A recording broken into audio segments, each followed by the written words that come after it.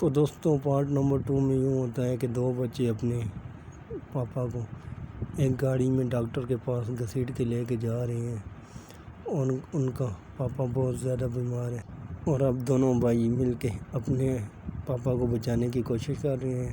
और छोटा भाई लीवर खींचता है मगर उससे नहीं खींचा जाता, वो बड़े भाई की मदद लेता है। अब बड़ा भाई लीवर खींच रहा है और अपने पापा को लेके जा रहे हैं।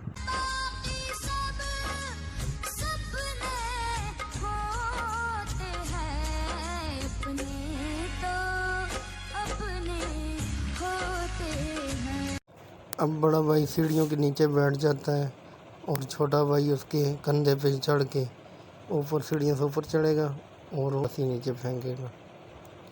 तो ये अब छोटे ने रस्सी नीचे फेंकी। एक मेरा यारा एक ओदी यारी, यही अरदास है मेरी। वही मेरा सच है वही मेरी जिद भी, दिल विच सांस है मेरी। रूठे नू मनाउणा नहीं वे। ਉਹ ਕਿੱਥੋਂ ਆ ਗਏ ਤੁਸੀਂ? ਮਰ ਜਾਣਿਓ।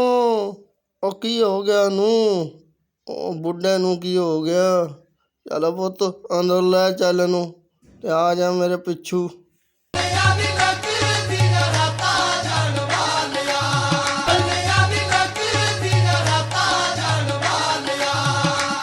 ਦੱਸ ਬਾਬਾ ਤੈਨੂੰ ਕੀ ਬਿਮਾਰੀ ਆ?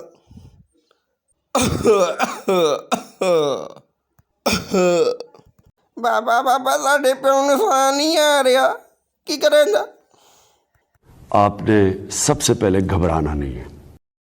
खलो जा बच्चा खलो जा ते ए फड़ नक्शा ते अखां खोल के ਇਹਨੂੰ ਵੇਖ ਤੇ ਇੱਥੇ ਤੁਹਾਨੂੰ ਜਾਣਾ ਪਊਗਾ ਦਵਾਈ ਲੈਣ ਵਾਸਤੇ ਆਪਣੇ ਪਿਓ ਨੂੰ ਬਚਾਉਣ ਲਈ। ਪਤੋ ਜਿਹੜਾ ਮੈਂ ਤੁਹਾਨੂੰ ਨਕਸ਼ਾ ਦੇ ਰਿਹਾ ਇਹ ਆਮ ਨਕਸ਼ਾ ਨਹੀਂ ਹੈਗਾ, ਇਹਨੂੰ ਬੜਾ ਸੰਭਾਲ ਕੇ ਰੱਖਣਾ ਤੇ ਇਹਦੇ ਵਿੱਚ ਤੁਹਾਨੂੰ ਬੜੇ ਖਤਰਿਆਂ ਦਾ ਸਾਹਮਣਾ ਕਰਨਾ ਪਊਗਾ। ਤੇ ਆਪਣੇ ਛੋਟੇ ਭਾ ਦਾ ਵੀ ਖਿਆਲ ਰੱਖੀ ਤੇ ਉਹਨੂੰ ਆਪਣੇ ਨਾਲ ਰੱਖੀ ਤੇ ਇਹ ਫੜ ਨਕਸ਼ਾ।